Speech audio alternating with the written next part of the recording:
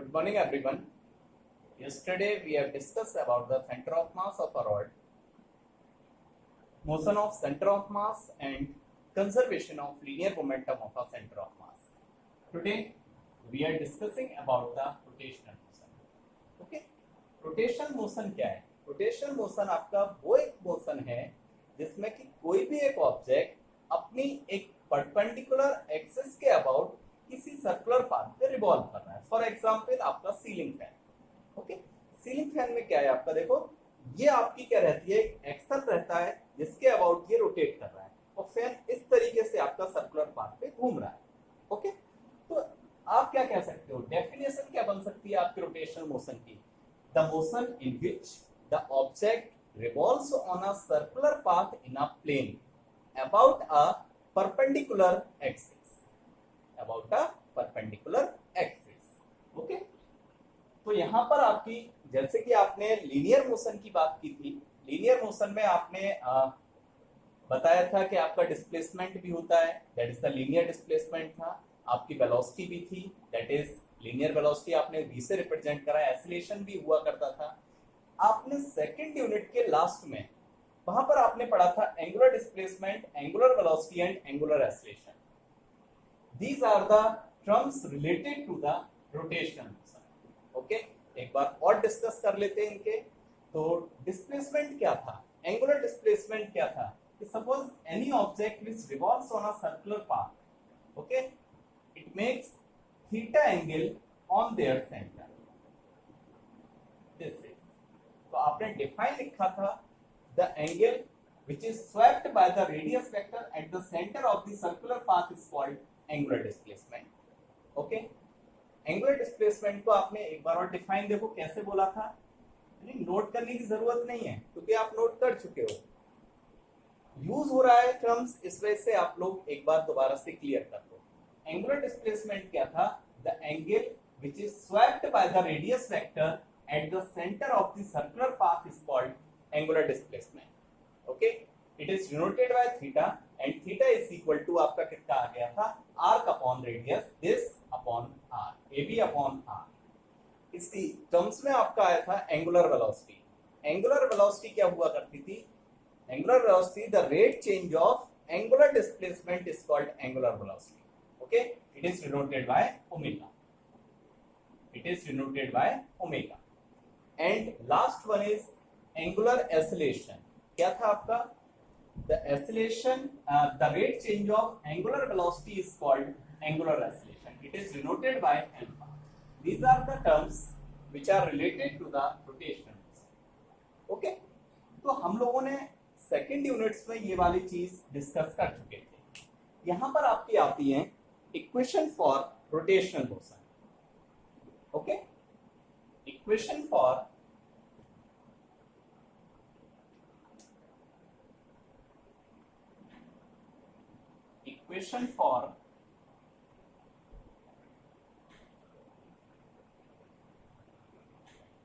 rotational motion. Okay, देखते हैं यहां पर. Suppose any object which perform the rotational motion, that is the circular motion. यानी आप इनडायरेक्टली क्या कह सकते हो कि सर्कुलर पाथ पे घूम रहा है किसी एक फिक्स्ड एक्सिस के अबाउट. मान लिया एक कोई भी ऑब्जेक्ट आपका रिवॉल्व कर रहा है at t is equal to 0, it's initial velocity is omega. Okay, after t time it displays by an angular displacement theta and at this point the velocity is become omega. Okay, जैसे कि आपने आपकी linear equation आपने derive की थी, equation of motion derive की थी first second third, इसी तरीके से हम इक्वेशन ऑफ मोशन डराइव करेंगे for the rotational motion. Okay, तो आप इस जगह पर थ्योरी क्या एक्सप्लेन कर सकते हो? Let us consider an object which performing the rotational motion at t is equal to 0. At t is equal to 0, it has initial velocity omega naught. After t time, it displays by an angle theta, that is the angular displacement, and the velocity of the object, the angular velocity of the is become omega. Okay. Now, the first equation of motion जैसे आपने उसमें किया था linear के case में, बताओ हमने first equation of motion derive करने के लिए एक्सीलरेशन से स्टार्ट किया था, तो इस जगह पर भी आप बोल सकते हो वी नो दैट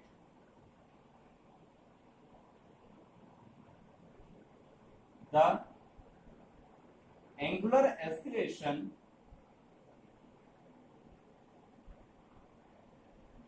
बताओ जरा एंगुलर एक्सीलरेशन कितना है, the rate change of angular velocity is called angular acceleration, that is d omega over dt is equal to alpha.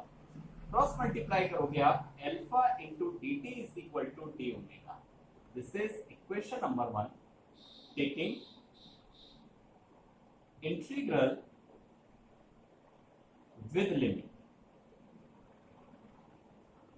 Okay, तो देखो जरा इधर d के साथ क्या आ रहा है आपका dt आ रहा है, टाइम आ रहा है, तो टाइम की लिमिट आपकी कह रही है 0 से t, और omega that is the angular velocity, angular velocity की लिमिट आपकी बिलोंग कर रही है कहां से कहां तक, ओमेगा नॉट टू ओमेगा। तो बताओ ये हो जाएगा alpha 0 to t dt is equal to omega not to omega D omega. Okay, तो बताओ dt का कितना आएगा अल्फा, और ये आ गया t 0 to t is equal to omega D omega का इंटीग्रल क्या आएगा आपका ओमेगा, और इससे आप पुट कर सकते हो omega not to omega. Now first replace the upper limit that is t और minus the sign lower limit is equal to upper limit आपका कितना आएगा omega minus omega not. Okay, तो बताओ ये हो गया alpha t is equal to omega minus omega not, और इससे जब आप इस साइड लेके आओगे तो ये आ जाएगा आपका omega is equal to omega not plus alpha T. Okay, this is the first equation of equation of rotational motion. Okay, तो इसी तरीके से हम लोग सेकंड इक्वेशन डिराइव करेंगे, देन थर्ड इक्वेशन डिराइव करेंगे। तो आप इस जगह पर देखेंगे आप सेकंड इक्वेशन ऑफ मोशन के लिए, तो देखते हैं यहाँ पर सेकंड इक्वेशन ऑफ मोशन। मतलब जब आपने second equation of motion for the linear motion आपने किया था तो स्टार्ट किया था वेलोसिटी से, सिमिलरली आप इस जगह पर भी स्टार्ट करोगे लीनियर आपके एंगुलर वेलोसिटी के साथ।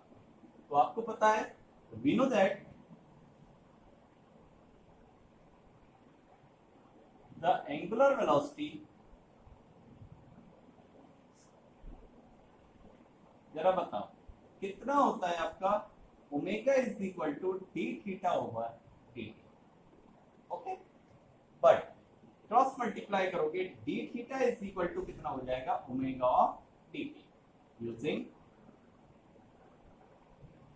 First equation of motion, first equation of rotational motion,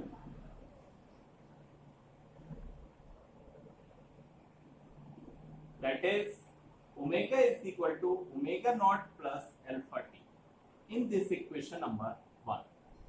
okay, तो आप कह सकते हो from equation 1, तो d थीटा बताओ कितना आएगा, d थीटा आएगा आपका omega not plus alpha T of dt। Okay, आप dt से अंदर मल्टीप्लाई करिएगा तो d theta is equal to omega not into dt plus alpha T dt। Okay, taking integral with limit. Okay, देखते हैं आपको दिख रहा है कि LHS में आपका थीटा है, तो बताओ इस पॉइंट पर जब ऑब्जेक्ट ए पॉइंट पर होगा तो बताओ एंगल कितना रहेगा आपका, थीटा कितना रहेगा आपका, 0 रहेगा, और जब बी पॉइंट पे पहुंच गया तो बताओ थीटा कितना हो गया आपका, थीटा हो गया। It means the angular displacement initially the initial angular displacement is 0 and after t time the angular displacement is become theta. So the initial limit of angular displacement is 0 and the final limit is theta. Okay. Similarly here the integral will perform with respect to t in RHS. Okay, because there is a dt। तो बताओ time की limit आपकी क्या कह रही है, 0 to t। Time की limit कहां से कहां तक है, 0 से लेके t तक। तो आप इंटीग्रेट करोगे, देन लिमिट अप्लाई करोगे, तो देखते हैं इस जगह पर, बताओ 0 to theta D theta is equal omega not, constant quantity है बाहर ले सकते हो, 0 टू t और dt आ गया, प्लस बताओ अल्फा को बाहर करोगे, 0 to t t of dt। बताओ थीटा का इंटीग्रल आपका कितना रहता है डी थीटा का, theta 0 to theta is equal to omega, बताओ dt का integral t 0 to t plus alpha, और बताओ t की पावर 1 है। तो आपको जब भी इंटीग्रल परफॉर्म करते हैं इस तरीके की कोई भी इक्वेशन का, तो आपका पावर 1 से इंक्रीमेंट हो जाता है और सेम नंबर से डिवाइड हो जाता है। इट मींस पावर कितना है इसका 1, तो 1 प्लस 1 कितना हो जाएगा 2, अपॉन में क्या आ जाएगा 2, that is t square by 2, और 0 to t। Then first put the upper limit, then put the lower limit. Okay, तो बताओ theta minus 0 is equal to omega, upper limit हो गया t minus 0 plus half alpha t square minus 0। Okay, तो बताओ ये आ गया आपका theta is equal to omega t plus half alpha t square. This is the second equation of motion, second equation of rotational motion. Okay, अब इसी तरीके से हम क्या करेंगे, इसकी थर्ड इक्वेशन डराइव करेंगे। ओके, नेक्स्ट देखते हैं हम लोग third equation of motion. We know that the angular acceleration, मतलब कितना होगा, alpha is equal to D omega over D T. Okay, आपको पता है कि जब हमने third equation of motion derive करा था, तो उस जगह पे लिखा था a is equal to dv over dt। फिर आपने क्या करा, थर्ड इक्वेशन में डिस्प्लेसमेंट से मल्टीप्लाई करा और डिस्प्लेसमेंट से डिवाइड करा। सिमिलरली इस जगह पर भी आप करोगे, वहां पर आपका क्या था, लीनियर डिस्प्लेसमेंट था। इस जगह पर आपने एंगुलर डिस्प्लेसमेंट से मल्टीप्लाई करा और एंगुलर डिस्प्लेसमेंट से डिवाइड किया, और दोनों के डिनोमिनेटर आपस में एक्सचेंज कर दिए। ओके, तो बताओ ये आ जाएगा alpha is equal to D omega, मतलब डिनोमिनेटर एक्सचेंज करोगे तो ये आ जाएगा D theta multiply with D theta over D. बताओ एंगुलर डिस्प्लेसमेंट अपॉन टाइम क्या बन गया, but D theta over D T ये बन गया आपका omega, that is angular velocity. Okay, तो बताओ यहाँ पर alpha is equal to D omega over D theta, और मल्टीप्लाई में आ गया आपका ओमेगा, क्रॉस मल्टीप्लाई करोगे अल्फा डी थीटा हो गया, और इधर ओमेगा डी ओमेगा कर दोगे। ओके, टेकिंग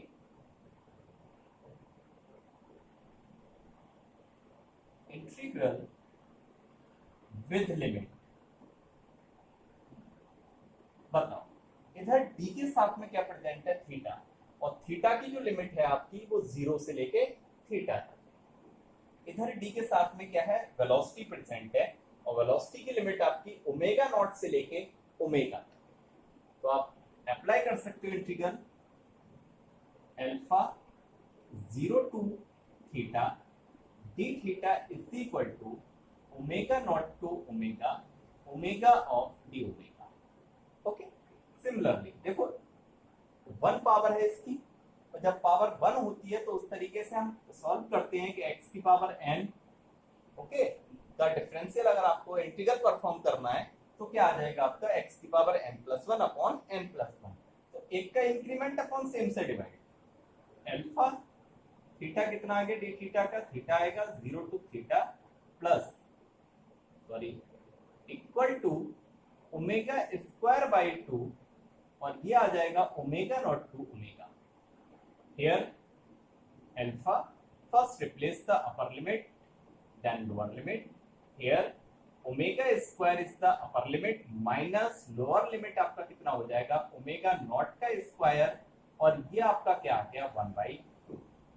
ओके, तो बताओ ये बना आपका alpha into theta is equal to half omega square minus omega naught का स्क्वायर। क्रॉस मल्टीप्लाई करिएगा, 2 alpha theta is equal to omega square minus omega naught square, और omega square is equal to omega naught square plus 2 alpha into theta. This is the third equation for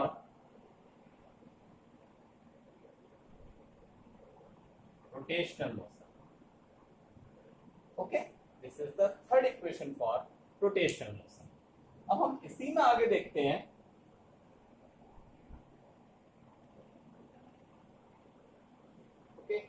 Next topic is torque. देखो torque बेटा आप सभी लोगों ने experience किया हुआ है। सपोज आपने देखा होगा कि ये आपका सपोज डोर है, इस तरीके से डोर है, इसे आप ओपन और क्लोज कर सकते हो, या इसके क्या है हिंग्स है, ओके, जिसके अबाउट ये आपका रोटेट कर रहा है। अब बताओ इसमें जो आप देखते हो कि हैंडल कहां पे लगा हुआ होता है, बिल्कुल आउटर साइड में लगा हुआ होता है।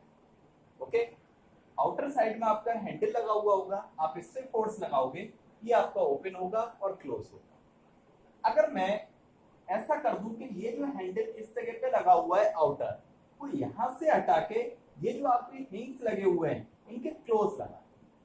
ओके, मैंने कुछ नहीं करा, क्या करा, हैंडल यहां से निकाला और इस जगह पे आपके ये हैंडल अप्लाई कर दिया। तो बताओ आपको ओपन करने में बहुत ज्यादा डिफिकल्टी होगी, आपको उतना ज्यादा फोर्स अप्लाई करना होगा। ओके, फोर्स की वैल्यू आपको बढ़ानी पड़ेगी। ओके, तो देखते हैं यहाँ पर टॉर्क क्या है। Torque is the product of applied force and the perpendicular distance from the axis of rotation. Okay, दोबारा सुनो, टॉर्क क्या है, torque is the product of applied force and the perpendicular distance from the axis of rotation. जैसे कि मान लिया ये आपका डोर है नहीं, तो बताओ एक्सिस ऑफ रोटेशन क्या है, ये जो आपके हिंग्स लगे हुए हैं इधर नहीं, जो आपके कब्जे लगे हुए हैं, ये आपकी काम कर रहा है एक्सिस ऑफ रोटेशन का। आपने फोर्स लगाया इधर के बाहर की तरफ फोर्स लगाया, तो बताओ फोर्स किधर लग रहा है, ये बताओ हिंग्स से लेके यहां तक की परपेंडिकुलर डिस्टेंस क्या हो गई, जो आपका डोर है वो। ओके, तो आपका force multiply with this distance provides the torque. Okay, suppose आपको कोई भी एक डोर ओपन करना है, उसके लिए एक फिक्स्ड आपका टॉर्क है, इतने न्यूटन मीटर का आपको टॉर्क अप्लाई करना है। ओके, अगर मैं ये डिस्टेंस कम कर दूंगा, मैंने जो आपके हैंडल है वो इस जगह पे लगा दिया, तो बताओ एक्सिस ऑफ रोटेशन से जो डिस्टेंस है वो आपके डिक्रीज कर गई। आपको एक पर्टिकुलर टॉर्क अप्लाई करना है इसे ओपन करने के लिए, सपोज 100 करना है, 100 न्यूटन मीटर का आपको टॉर्क अप्लाई करना है। जब ये 1 मीटर पे लगा था तो मुझे कितना लगाना पड़ रहा था, 1 मीटर पे आपका लगा हुआ है तो मुझे आपका लगाना पड़ रहा है 100 न्यूटन का। अगर मैंने इसे हाफ मीटर पे कर दिया तो अब मुझे टॉर्क फोर्स कितना लगाना पड़ेगा, 200 न्यूटन का। ओके, तो आपको एक्सिस ऑफ रोटेशन से जब हम डिस्टेंस कम कर देंगे तो आपको फोर्स की वैल्यू बढ़ानी पड़ेगी। दूसरा आपका एग्जांपल है कि आप लोग देखते हो कि जो आपके कभी भी स्टपनी चेंज करते हैं, स्टपनी चेंज करते हुए देखो तो आप जो रेंच यूज करते हो, जो आपके नट ओपन करने के लिए यूज करते हो, जितना बड़ा होगा उससे आप उतनी इजीली आप जो नट है उसे ओपन कर सकते हो। ओके, क्यों, क्योंकि आपका देखो परपेंडिकुलर डिस्टेंस क्या हो गया, इंक्रीज हो गया, तो फोर्स की वैल्यू कम लगानी पड़ेगी। तो बताओ टॉर्क क्या है, torque is the product of applied force and the perpendicular distance from the axis of rotation. मान लिया ये एक्सिस ऑफ रोटेशन है, इससे परपेंडिकुलर डिस्टेंस ये लग रहा है f, ओके, दिस वन। तो बताओ it is denoted by it is denoted by theta. ये r क्या है, आपकी परपेंडिकुलर डिस्टेंस है, इस तरीके से।